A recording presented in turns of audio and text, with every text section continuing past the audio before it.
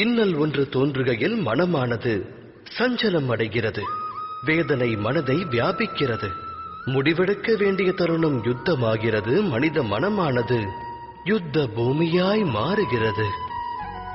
இக்கட்டான சூழலை போக்கும் உபாயத்தை மானிடர் தேடுவதில்லை.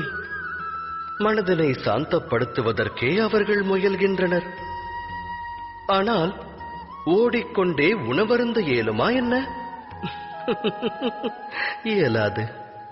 யுத்த களமாய் மாறிய மனிதனின் மனதால் சுத்த முடிவை எடுக்க இயலுமா?